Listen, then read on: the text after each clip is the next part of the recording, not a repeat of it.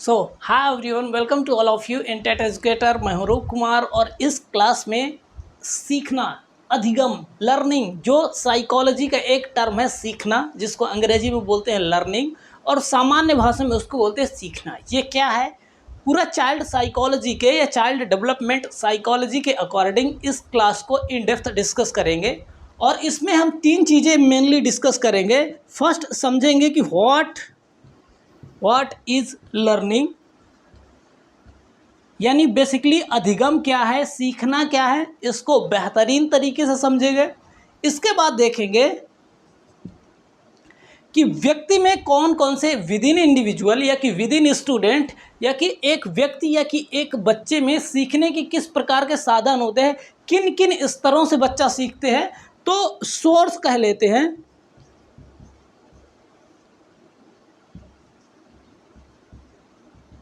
Source of learning, यानी बच्चे के खुद के अंदर एज ए इंडिविजुअल में सीखने के किस प्रकार के साधन हो, किन किन स्तरों से बच्चा सीख सकता है, इसकी बात करेंगे। इसके बाद करेंगे कि रिलेटिवली परमानेंट यानी अपेक्षाकृत स्थायी परिवर्तन, अपेक्षाकृत स्थायी परिवर्तन सीखने के संदर्भ में क्या है, इन ऑस्पेक्ट ऑफ लर्निंग या कि इन ऑस्पेक्ट ऑफ अधिगम, ये रिलेटिवली परमानेंट क्या प्रॉब्लम है, क्या मैटर है, इन सभी को इन टॉपिक्स में पूरा अधिगम को कवर करूँगा। इसमें आप ये सोच रहे होंगे कि भाई लर्निंग थ्योरीज का क्या हुआ, उनको कि उनके बारे में क्या बताएंगे। देखिए उसको भी डिस्कस करेंगे, पर हमें अधिगम को ओवरऑल समझने के लिए ना, अधिगम में इन डेप्थ अंडरस्टैंडिंग बनाने के लिए कुछ छोटे छोटे क्लासेस की ज़रूरत है। कुछ एक ज़रूरी है कि कुछ बेसिक्स तैयार कर लिए जाएं, कुछ एक नींव बना ली जाए, ताकि कॉन्सेप्ट पूरा लर्निंग का इन डेप्थ, पूरी थ्योरीज, उसके अधिगम की कैरेक्टरिस्टिक्स, ओवरऑल कॉन्सेप्ट को हम समझेंगे 2-3 क्लासेस में। और इस क्लास में हम ये इन 3 स्टेज में लर्निंग को इन डीप यानी लेयर बाय लेयर पूरा बेहतरीन तरीके से समझेंगे। तो बेसिकली हम यदि ये बात करें कि सीखना क्या है, हमेशा से एक बात याद रखिए कि एक छोटा सा बच्चा और उसके जीवन की एक स्टेज है कि वो अल्फ़ाबेट नहीं जान पा रहा, यानी ABC से वो परिचित नहीं है। हिंदी में इसको लेंगे तो काका गागा से बिल्कुल परिचित नहीं है, ठीक है। एक स्टेज है उसको कुछ भी नहीं आता, और यही बच्चा कि एक जीवन में एक स्टेज ऐसी भी आएगी कि बच्चा बिल्कुल एक बुक आसानी से रीड कर पा रहा है, आपको पोएम सुना रहा है, उसका मीनिंग समझ में आ रहा है, ठीक है। तो एक स्टेज है जहाँ पे अधिगम है ही नहीं, अधिगम या कि लर्निंग या कि सीखना है नहीं। देखिए लर्निंग या कि अधिगम बुक को, रीडिंग को नहीं कहते। मेरा कोई एक संकुचित दृष्टिकोण नहीं है कि पुस्तक को पढ़ ही लेना ओवरऑल अधिगम है, ओवरऑल लर्निंग है। एक छोटा सा एग्जाम्पल है ताकि मनोविज्ञान की दृष्टि से और टीचर ट्रेनिंग प्रोग्राम में या कि टीचर के एग्ज़ाम के एस्पेक्ट की दृष्टि से हम समझेंगे, क्योंकि हम कहीं ना कहीं टीचिंग एग्ज़ाम की प्रिपरेशन कर रहे हैं।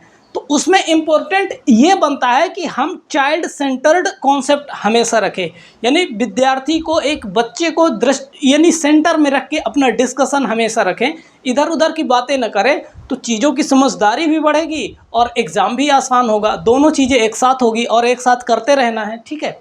तो एक स्टेज हम समझ लेते हैं कि उसको अल्फ़ाबेट नहीं आ रहा, और एक स्टेज ये आ गई कि बुक रीड कर पा रहा है, यानी पुस्तक आसानी से पढ़ पा रहा है और समझा पा रहा है, स्टोरीज पढ़ पा रहा है, ठीक है।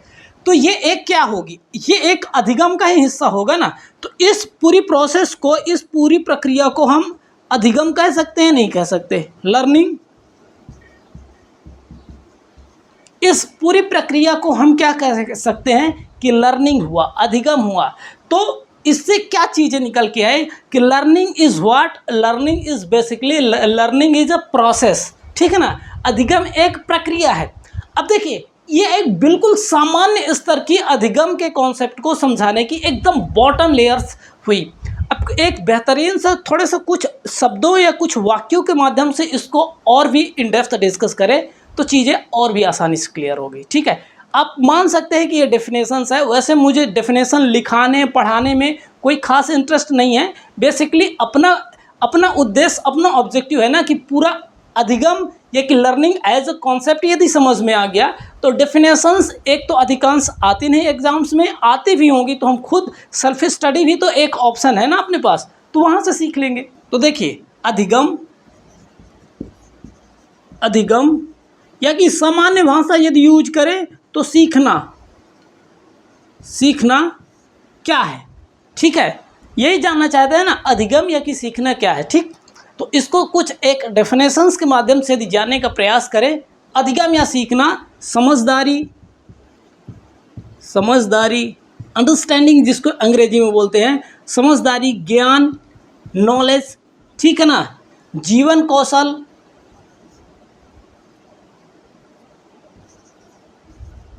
जीवन कौशल,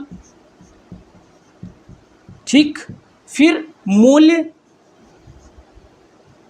मूल्य कर दीजिए, मूल्यों कर दीजिए, जीवन कौशलों कर दीजिए, क्योंकि ये कोई एक एस्पेक्ट की बात नहीं हो रही, एक स्किल्स की बात नहीं होती जब लर्निंग में बोलते हैं, ठीक ना। जैसे मैंने पहले ही हाईलाइट किया है कि बुक रीडिंग ओवरऑल लर्निंग नहीं है, लर्निंग का एक छोटा सा हिस्सा है, ठीक है। तो समझदारी, ज्ञान, जीवन कौशल, मूल्य, फिर इसके बाद होगा दृष्टिकोण, फिर इसके बाद होगा पसंद,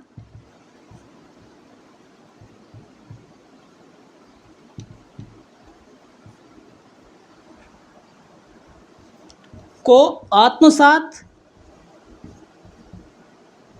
आत्मसात करने, करने की एक प्रक्रिया है, प्रक्रिया है जिससे, जिससे व्यवहार में परिवर्तन होते हैं, जिससे व्यवहार में परिवर्तन, परिवर्तन होते हैं, ठीक है।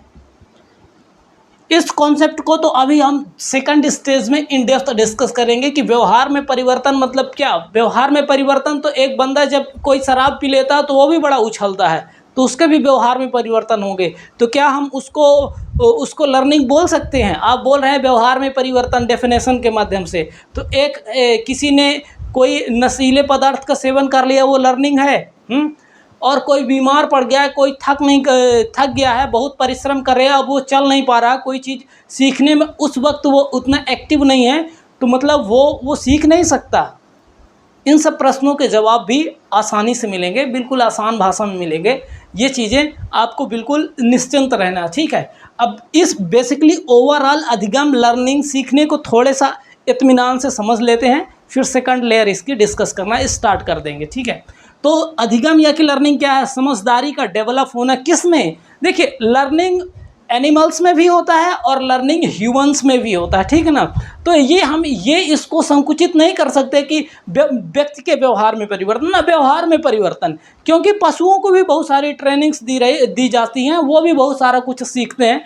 अब बहुत सारे मिलिट्री डॉग्स देखते हैं, बहुत सारे एनिमल्स में डिफरेंट टाइप के एक्सपेरिमेंट किए जाते हैं, बहुत सारे उनको ट्रेनिंग दी जाती है, व्हाटएवर, वो अपना मुद्दा नहीं है। तो व्यक्ति के अंदर, और जब हम व्यक्ति कर रहे हैं ना तो बेसिकली हम बच्चे की बात कर रहे होते हैं, यानी बेसिकली हम स्टूडेंट की बात कर रहे होते हैं, ठीक है ना। समझदारी का बढ़ना, ज्ञान का बढ़ना, जीवन कौशलों का बढ़ना, मूल्यों का बढ़ना, दृष्टिकोण का बढ़ना, पसंद नापसंद का विकसित होना किसी इंडिविजुअल में, और इन सब चीज़ों को विकसित होना या कि इन सब चीज़ों को आत्मसात कर लेना, यानी उनको बेहतर तरीके से समझ लेना, जान लेना, जिनसे क्या होगा, ये एक प्रक्रिया जिनसे क्या होगा कि किसी भी इंडिविजुअल के, किसी बच्चे के व्यवहार में परिवर्तन होगा, जिसको सीखना कहते हैं। सिंपल सी बात हो गई।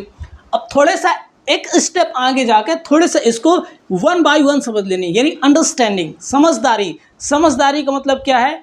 अब कोई घटना है, कोई व्यक्ति है, कोई कॉन्सेप्ट है, कोई लेसन्स है, या कि अधिगम ही है, ये क्लास देखने के बाद अधिगम एज अ टॉपिक के रिगार्डिंग जो आपकी समझदारी डेवलप होगी वो शायद पहले से कुछ ज़्यादा होगी, उसके बारे में आप बोल पाएंगे, ऐसे क्वेश्चंस आएंगे, आसानी से लिख पाएंगे, ठीक है।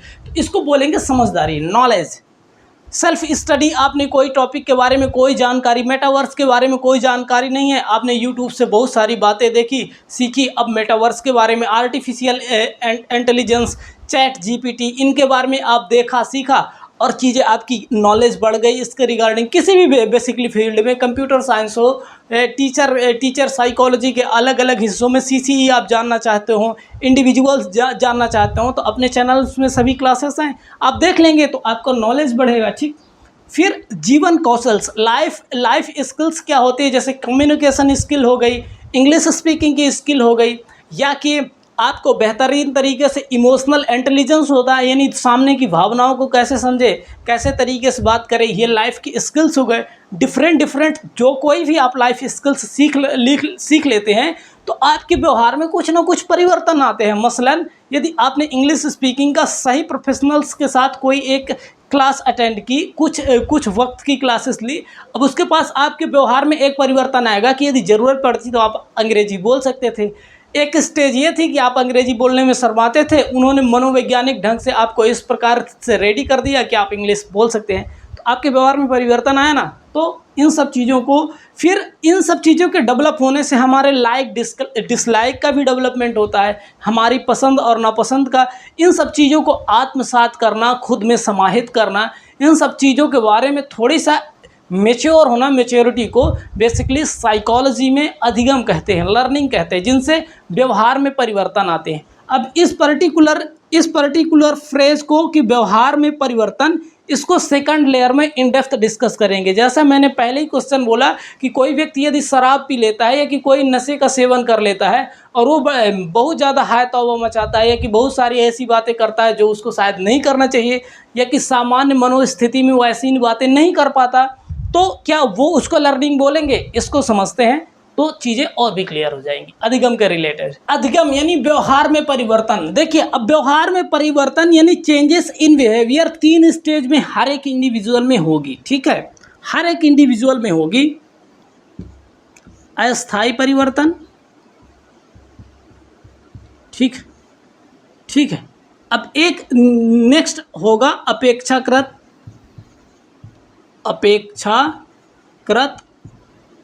ये इतने हिस्सा इसका है। ठीक है, अपेक्षाकृत स्थायी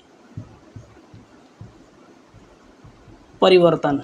ठीक, इस चीज़ को समझेंगे ना तो अंडरस्टैंडिंग की सेकंड लेयर यानी लर्निंग की सेकंड लेयर आपके सामने खुल के आएगी। आप आसानी से समझ पाएंगे कि बेसिकली लर्निंग क्या है। सभी लोग बोलते हैं ना कुछ सीखने को मिलेगा, पहले ये समझ लो ना सीखना क्या है। ठीक है, यानी ह्यूमन के बिहेवियर में, किसी भी इंडिविजुअल के बिहेवियर में, देखिए हम हमेशा बोलते हैं ना, लर्निंग को मैंने सीमित नहीं रखा, पहले ही बता दिया कि एनिमल्स भी सीखते हैं, ह्यूमन भी सीखते हैं। ठीक है, तो कोई भी लर्निंग में एक चीज़ होती है व्यवहार में, यदि परिवर्तन की पर्टिकुलरली बात करें ना, बिहेवियर चेंजेस इन बिहेवियर में बात करें तो कुछ चीज़ें, कुछ व्यवहार में परिवर्तन होते हैं जीवन में परिपक्वता यानी मैच्योरिटी की वजह से। यानी देखिए, व्यवहार में बहुत सारे जैसे शारीरिक क्षमताएं बढ़ती हैं, हो सकता है एक बच्चा 25 केजी का वजन नहीं उठा सकता क्योंकि उसकी फिजिकल कैपेसिटी ही नहीं है। ठीक है, पर एक स्टेज आती है उसके जीवन में कि जब वो परिपक्व हो जाता है और वो 25 केजी का वेट उठा सकता है। ये भी तो एक उसके व्यवहार में परिवर्तन होगा। जब आप छोटे बच्चे को बोलेंगे कि 25 केजी उठा दो तो सभी लोग हंसेंगे कि मतलब ये तो संभव नहीं है उसके लिए। और एक उम्र के बाद यदि उसको बोले कि 25 केजी का वजन उठा दो तो सभी बोलेंगे हाँ बिल्कुल मदद करो। ठीक है, तो एक व्यवहार में परिवर्तन आया ना।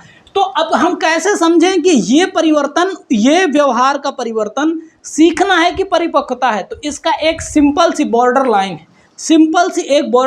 है। इसके इस पार और इसके पार, इस पार होगी लर्निंग और इस पार होगी मैच्योरिटी। मतलब देखिए, मैच्योरिटी क्या है? हर एक व्यक्ति के, हर एक जीव के, या कि किसी भी एंटिटी की ऐसी डेवलपमेंट या कि ऐसी ग्रोथ जिसमें उसका कोई पर्सनल एफर्ट नहीं होता, कुछ इन्वायरमेंटल इफेक्ट नहीं होता, वो खुद प्राकृतिक रूप से होती। जैसे एक बीज अपने से एक पौधा होता है, फिर पेड़ बनता है और फिर एक बहुत बड़ा पेड़ बन जाता है, तो उसके बीज में ही ये संभावना होती है और संभावना के संभावना के अपने अपने पोटेंशियल के अनुसार यदि ग्रो करे, जैसे कि अब हम इसको एक सामान्य से उदाहरण से लेते हैं तो समझ में आएगा। हम सभी को ये याद है कि हमारे हाथ बचपन में बहुत छोटे थे, ठीक है, और उसमें जो हमारे हाथों में जो छोटे छोटे बाल होते हैं उनका कलर भी दूसरा था, और जैसे जैसे हम बड़े होते गए तो इनके कलर्स और हाथ भी बढ़ते गए, हमारे फिंगर्स का शेप चेंज होते गया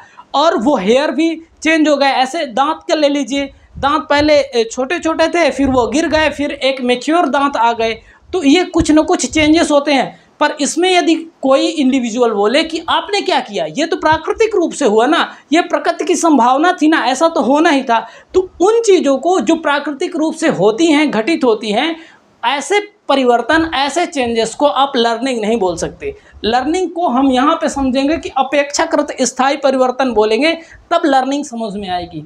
तो ये स्टेज उम्मीद करता हूँ ख़त्म हो गई। इसको समराइज करके बताना चाहें तो सिंपल सी बात यह है कि ऐसे व्यवहार के परिवर्तन जो प्राकृतिक है, जो नेचुरल हैं, उसमें कोई इंडिविजुअल का एफर्ट नहीं हुआ, कोई ट्रेनिंग नहीं ली, कोई शिक्षण प्रोग्राम नहीं किया, खुद से कोई कुछ प्रैक्टिस नहीं की, वो ऐसे ही नैसर्गिक रूप से, प्राकृतिक रूप से होते गए, उनको हम मैच्योरिटी यानी परिपक्वता का प्रभाव मानेंगे। उसको बेसिकली लर्निंग नहीं बोल सकते, है ना, ठीक है। अब एक सेकंड स्टेज आती है अस्थायी परिवर्तन, टेम्परेरी प्रॉब्लम्स। अब टेम्परेरी प्रॉब्लम्स क्या है, मान लीजिए कि एक बच्चा ही ले लीजिए, ठीक है, आपने इसको कोई 10 ईयर का बच्चा है, आपने उसको 15 किलोमीटर पैदल चला दिया, ठीक है। अब उसको बोलते हैं कि चल अब मैं तुझे साइकोलॉजी समझाता हूँ, मैं तुम्हें बताता हूँ कि एजुकेशनल साइकोलॉजी में, चाइल्ड डेवलपमेंट साइकोलॉजी में लर्निंग क्या है। तो बोलेगा मुझे थोड़े आराम करने दो ना यार, मतलब अभी 10 किलोमीटर चलाया और अब बोल रहे हैं कि तुझे साइकोलॉजी समझा, ये साइड हो, मुझे अभी आराम करना है, खाने पीने की बात रह गई, साइकोलॉजी समझा रहा, ठीक। तो क्या हो गया, हम ये क्या मान सकते हैं कि ये हमेशा कुछ नहीं सीखेगा, ये साइकोलॉजी यानी मनोविज्ञान सीखने की योग्य हो नहीं पाएगा ना। इसके व्यवहार में जो चिड़चिड़ापन है, इसके व्यवहार की जो झुंझलाहट है, वो कहीं ना कहीं ये 10 किलोमीटर यानी 10 किलोमीटर की यात्रा का परिणाम है, ठीक है। वो थक गया है, उसका शरीर और मानसिक रूप से वो थका हुआ महसूस कर रहा है, तो उसके व्यवहार में टेम्परेरी चेंजेस आ गए, उसके बिहेवियर में टेम्परेरी चेंजेस आ गए। तो इसको हम अधिगम बोल सकते हैं? बिल्कुल नहीं, ठीक। दूसरी सिचुएशन लेते हैं, दूसरा एग्जाम्पल लेते हैं, यानी कोई इंडिविजुअल मान लीजिए किसी भी प्रकार के मादक पदार्थों का सेवन कर लिया। अब सेवन करने के बाद हम देखते हैं कि किस प्रकार की हरकतें करता है जो वो सामान्य जीवन में नहीं करता। उस व्यक्ति से भी भिड़ जाता है जिसके सामने उसकी आवाज़ तक नहीं निकलती। तो उस प्रकार के परिवर्तन को क्या हम लर्निंग में यानी अधिगम में रख सकते हैं? डेफिनेटली नॉट, क्योंकि वो टेम्परेरी प्रॉब्लम्स है। आप बीमार पड़ते हैं या कि किसी मादक पदार्थों के सेवन की वजह से किसी इंडिविजुअल के व्यवहार में परिवर्तन आते हैं, थकावट के वजह से कुछ परिवर्तन आते हैं, तो उसको कहीं ना कहीं हम अस्थायी या कि टेम्परेरी चेंजेस इन बिहेवियर बोलते हैं, और इनको लर्निंग में बिल्कुल नहीं रखा जा सकता। फिर लर्निंग में किसको रखेंगे? तो व्यवहार में जो अपेक्षाकृत स्थायी, रिलेटिवली परमानेंट। देखिए, परमानेंट चेंजेस तो कुछ हो नहीं सकते। क्यों नहीं हो सकते? क्योंकि जीवन ही परमानेंट नहीं है। हमारे जीवन की डिफरेंट स्टेजेस है, यानी पूर्व गर्भावस्था से लेके बचपन की 2 स्टेज, यानी पूर्व बाल्यावस्था, उत्तर बाल्यावस्था, किशोरावस्था, फिर प्रौढ़ावस्था, वृद्धावस्था, बहुत प्रकार की अवस्थाएं हैं। यानी जीवन ही स्थायी नहीं है, तो स्थायी परिवर्तन तो देखिए होने से रहे, और स्थायी परिवर्तन की कहीं बात भी नहीं की जा रही, ठीक है। और अस्थायी परिवर्तन है, उनको हम लर्निंग में नहीं रखेंगे, क्योंकि वो किसी वातावरणीय प्रभाव से, किसी बिहेवियरल चेंजेस से, किसी भी नशीले पदार्थ या दवा के सेवन से उस प्रकार के चेंजेस आए, थकावट की वजह से उस प्रकार के चेंजेस आए, ठीक है। परिपक्वता की वजह से, जिसमें इंडिविजुअल कुछ अपने एफर्ट नहीं डाल रहा, उसको भी हम कहीं ना कहीं लर्निंग में शामिल नहीं करेंगे। तो फिर जब इन सब चीज़ों को आप एलिमिनेट कर ही रहे हैं, तो बेसिकली लर्निंग क्या है? साइकोलॉजी में किसी को लर्निंग समझेंगे भी कि नहीं? पहले तो आपने बताया ज्ञान में वृद्धि, व्यवहारात्मक कौशलों में वृद्धि, तो आप समझिए लर्निंग क्या है।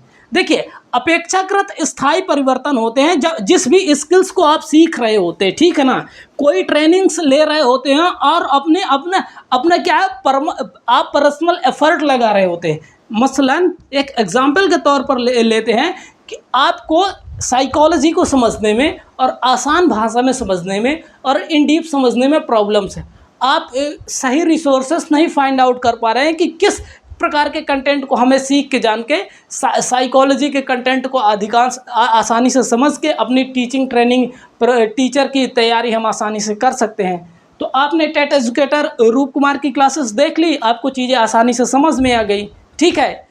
तो आपने पर्सनल एफर्ट लगाया ना, आपने यूट्यूब खोला, उसमें टेट एजुकेटर रूप कुमार देखा, उसमें जो भी साइकोलॉजी के और डिफरेंट क्लासेस हैं उनको समझा जाना और अपने अंडरस्टैंडिंग के आधार पर कुछ नोट्स बनाया और उसको प्रिपरेशन किया। कोई चीज़ भूल गई, दोबारा उसको ओपन किया, फिर से देखा, तो क्या होगा, आपने खुद एफर्ट लगाया ना। तो आपके जो पर्सनल एफर्ट है, कोई ट्रेनिंग ली, ऑनलाइन ट्रेनिंग ली, ऑफलाइन ट्रेनिंग ली, उससे क्या होगा, आपके व्यवहार में अपेक्षाकृत स्थायी परिवर्तन होंगे। अब इसका क्या मतलब, अपेक्षाकृत रिलेटिवली परमानेंट, इसका क्या मतलब, देखिए इसका सिंपल सा मतलब है, आज आपने लर्निंग की क्लासेस ले ली, ठीक है, या कि मेरे इंडिविजुअल डिफरेंसेस की क्लासेस देख ली, सीसीई को इन डेप्थ समझ लिया, पर यदि आप 2 वर्ष उसको याद नहीं करेंगे, बस एक बार देखा और चले गए, अब जब आपको 2.5 वर्ष बाद यदि उसको आपको देखना पड़ेगा तो वो डेट, वो चेंजेस, उस प्रकार के कॉन्सेप्ट को आप समझने के लिए आपको दोबारा भी उनको देखना पड़ेगा। मैं नहीं इस बात में राजी हो सकता कि आपको ये चीज़ें हमेशा 2 वर्ष बाद भी आसानी से याद रहेंगी। तो इसलिए इसको बोलते हैं रिलेटिवली परमानेंट, यानी आपको 1 महीने, 2 महीने, 3 महीने याद रहेगी। आप कितना इसको रिवीजन कर रहे हैं, ये भी तो मैटर करेगा, कितना फ्रेश है उस कंटेंट में, ये भी तो मैटर करता है, ठीक है। तो इसीलिए इसको बोलते हैं रिलेटिवली परमानेंट। एग्जाम्पल नंबर दूसरा देख लेते हैं। भाई, spoken English is a problem, no doubt about it, many student can not speak in English, ये एक दिक्कत है। पर आप किसी अच्छे प्रोफेशनल की कोचिंग सेंटर लेते हैं, वो मनोवैज्ञानिक तरीक़ों से अपनी क्लास को ऑर्गेनाइज करते हैं, आपको ग्रुप डिस्कशन करते हैं और एक बेसिक लेवल्स में, यानी वो स्टार्टिंग से आपका मजाक नहीं उड़ाते, आपको उत्साहित करते हैं, आपको बढ़िया पॉजिटिव रीइंफोर्स करते हैं कि आप चीज़ों को आसानी से समझ पाएँ, ठीक है। तो आपके वक्त एक ऐसा आता है कि आप इंग्लिश में बिल्कुल शर्मा रहे हैं, बिल्कुल नहीं बोल पा रहे हैं, तो ये फर्स्ट स्टेज हो गई। और एक दूसरी स्टेज आ गई कि आप बिल्कुल फ्लुएंट हैं इंग्लिश में, अब हर एक जगह आप इंग्लिश नहीं बोल रहे, ठीक है, अपने घर में आप अपनी मदर टंग में बात कर रहे हैं, नो प्रॉब्लम अबाउट इट, ठीक है, पर आपको इंटरव्यूज़ देने में, आपकी इंग्लिश मीडियम की क्लास लेने में, you are very comfortable to speak in English and explain your topic, no problem. तो वहाँ पे आप अंग्रेजी आसानी से बोल सकते हैं। तो आपके बिहेवियर में रिलेटिवली परमानेंट चेंजेस है। अब आपने एक ट्रेनिंग प्रोग्राम अटेंड कर लिया और आपको ऐसा इन्वायरमेंट नहीं मिला जहाँ पे आपको इंग्लिश पढ़ने की या इंग्लिश बोलने की ज़रूरत पड़े, ठीक है, तो आपने प्रैक्टिस भी छोड़ दी, ठीक। अब 5 वर्ष बाद शायद आपको बोले कि आप इस इंग्लिश स्पीकिंग करें या कि इंग्लिश में कोई फॉरेनर आया और आप बात करें, तो आप उतना कॉन्फिडेंट नहीं हो पाएंगे। क्यों? क्योंकि 5 वर्ष पहले आपने ट्रेनिंग ली है।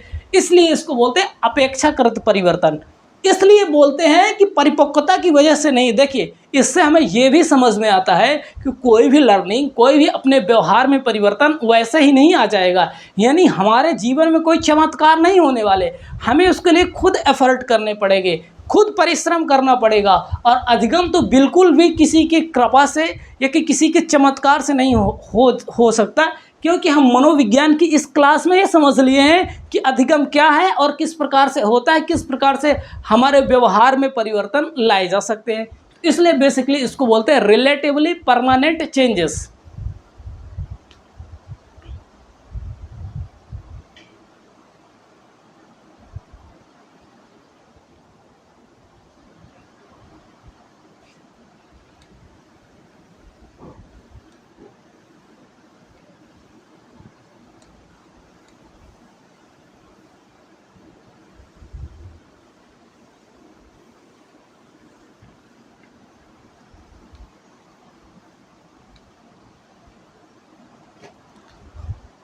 अब इस कॉन्सेप्ट की जो थर्ड और लास्ट लेयर है, इसको समझेंगे तो लर्निंग का यानी अधिगम की जो आपकी अंडरस्टैंडिंग है वो और भी डीप हो जाएगी कि विद इन अ इंडिविजुअल। अब इंडिविजुअल की जब हम बात कर रहे हैं तो हम केवल बच्चे की ही बात कर लेते हैं तो चीज़ें समझ में आएगी, क्योंकि हम चाइल्ड सेंटर्ड एजुकेशन का हिस्सा हैं। ये नहीं समझ में आता तो आप टेट एजुकेटर में चाइल्ड सेंटर्ड एजुकेशन देखेंगे, एक बढ़िया सी क्लास है, वो भी देख लीजिए, आपको चीज़ें समझ में आएगी। बहरहाल हम स्टूडेंट के कॉन्टेक्स्ट में ये देखें कि अधिगम में विद इन ए इंडिविजुअल किस प्रकार से व्यवहार में परिवर्तन आते हैं, यानी व्यवहार में परिवर्तन लाने के कौन कौन से साधन है। ठीक है, तो ये इंडिविजुअल में हम देखेंगे व्यवहार में परिवर्तन। ठीक है,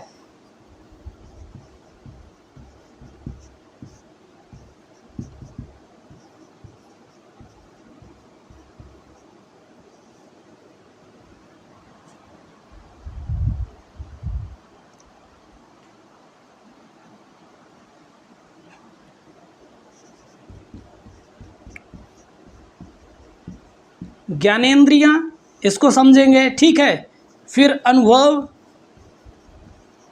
ठीक, फिर विचार, फिर शिक्षण प्रशिक्षण,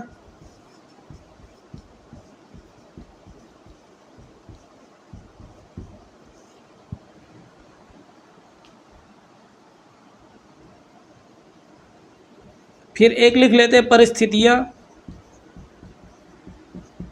परिस्थितियां। ठीक है, सिचुएशंस। ठीक है,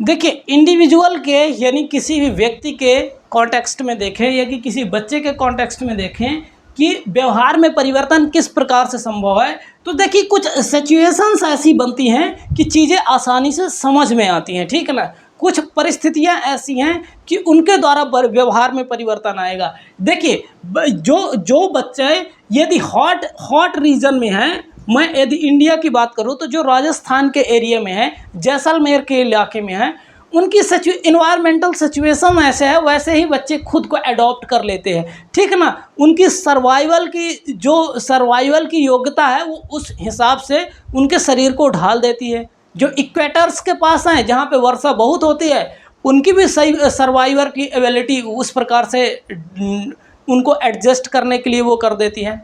अब किसी भी बच्चे को कोई बिल्कुल हाई क्लास में किसी आप बेहतरीन इंग्लिश मीडियम स्कूल में डाल दो, बच्चा बिल्कुल रिमोट एरिया से है, पर कितने दिनों तक यदि उसको ये परिस्थिति ही बन जाए कि 5 वर्ष 6 वर्ष 10 वर्ष इनके साथ ही रखना है, इस प्रकार की आपने सिचुएशन ही दे दी, तो उसके व्यवहार में परिवर्तन आएंगे, वो कुछ न कुछ ठीक सीख जाएगा।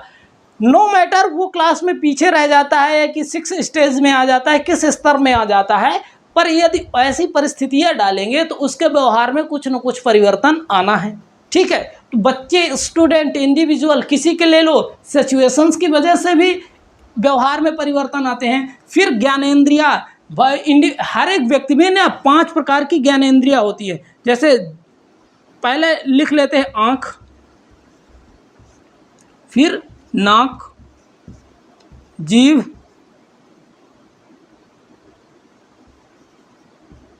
त्वचा और एक है कान। ठीक है, अब ये 5 ज्ञानेंद्रियां हैं। आँखों के माध्यम से हम बहुत सारी घटनाओं को, बहुत सारी परिस्थितियों को देखते हैं, समझते हैं, ज्ञान प्राप्त के साधन है जिसको हमने जीन पियाजे के क्लासेस में आसानी से इसको डिस्कस किया है। तो इनमें बहुत सारी बातें देखे हैं, सभी जानते हैं। नाक के माध्यम से भी हम बहुत सारी चीज़ें देखते जानते हैं। जो हमें प्रिय लगता है उसको हम कंटिन्यू करते हैं, लगातार करते हैं, और जो बिल्कुल अच्छा नहीं लगता हम उसको हटा देते हैं। ठीक है, हम जीभ से टेस्ट रखते हैं और इससे भी हमारे व्यवहार में बहुत सारे परिवर्तन आते हैं। सेंसस के माध्यम से देखिए, त्वचा के माध्यम से हम बहुत प्रकार की चीज़ों को राइट और रॉन्ग करते जाते हैं, और कान के माध्यम से, श्रवण के माध्यम से हमारे व्यवहार में बहुत सारे परिवर्तन आते हैं।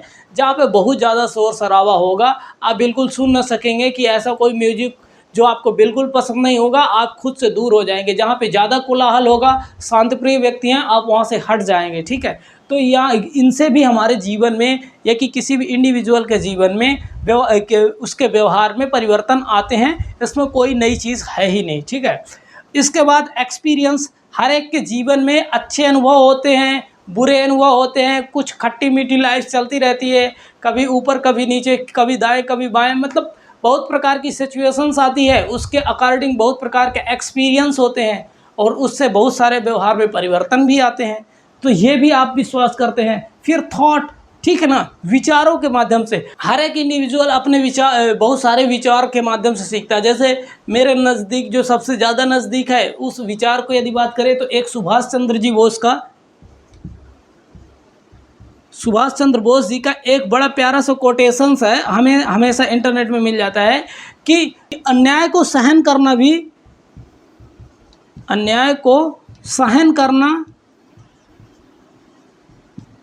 भी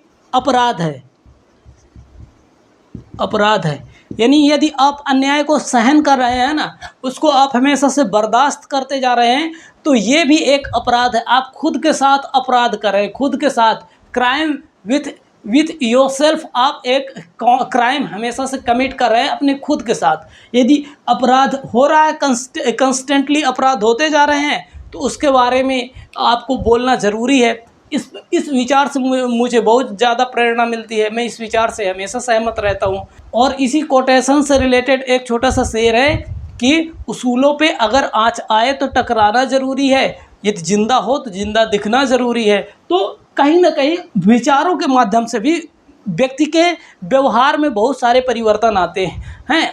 आपके नज़दीक कोई दूसरे अच्छे विचार हो सकते हैं, मेरे सबसे ज़्यादा नज़दीक ये रहता है कि ठीक है, मैं गलत बर्दाश्त नहीं करता, कोई बात नहीं, ठीक है। हाँ, पर इसमें फेयर होना चाहिए, इसमें अपनी अंडरस्टैंडिंग डेवलप होनी चाहिए कि क्या गलत है क्या है, इसको फेयर तरीके से समझो, इसको तीसरा व्यक्ति बन के समझो, हमेशा अपने पॉइंट ऑफ व्यू को ऊपर रख के नहीं, इसमें थोड़े से अपने अंडरस्टैंडिंग, अपनी फेयरनेस होनी चाहिए, थोड़ा सा फेयर हो, हमेशा इसमें पक्षपात, इसमें बायस्ड नहीं हो। इसका एक दूसरा पक्ष ये भी है, ठीक है। ये एक छोटी सी बात हो गई। फिर शिक्षण प्रशिक्षण, यानी टीचिंग से, ट्रेनिंग से बहुत सारी हम अपने जीवन में विभिन्न प्रकार की टीचिंग्स, ऑनलाइन ऑफलाइन टीचिंग्स करते हैं या कि कुछ ट्रेनिंग्स प्राप्त करते हैं, उनसे व्यवहार में परिवर्तन आते हैं। तो ये बेसिकली व्यवहार में परिवर्तन लाने भी व्यक्ति के अंदर, और यदि समाज से, इन्वायरमेंट से बहुत सारी बातें हैं जिससे भी व्यवहार में परिवर्तन आते हैं, जो अधिगम का हिस्सा होते हैं।